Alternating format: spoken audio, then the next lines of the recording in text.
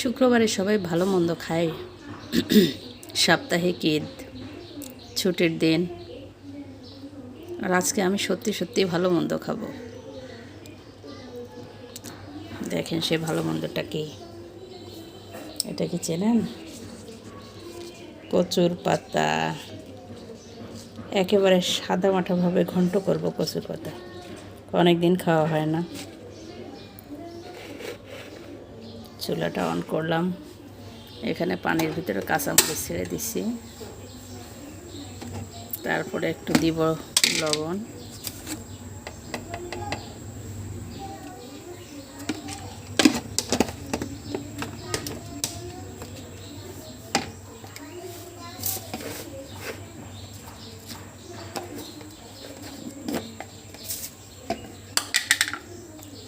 আর একটু দিয়ে দিব হলুদ।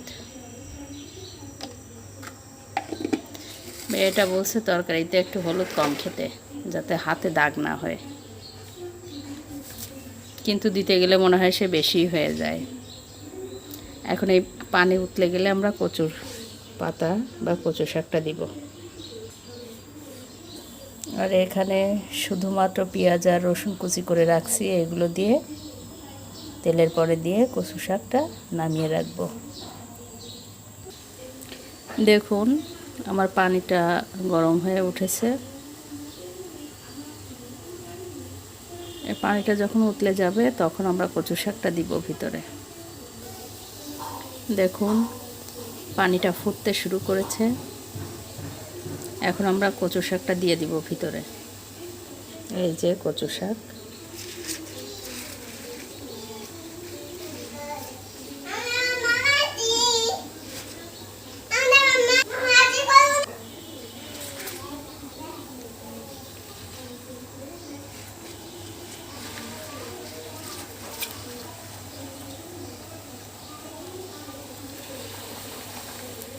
কচু পাতা যখন ধোয়া হয় তখন ওর ভিতরে অনেকটা পানি থাকে।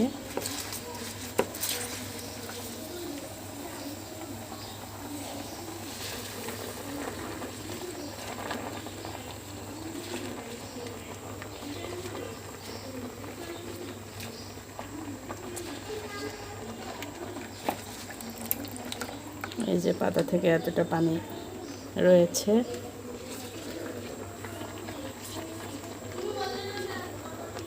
এখন এইটা আমরা ঢেকে দিব।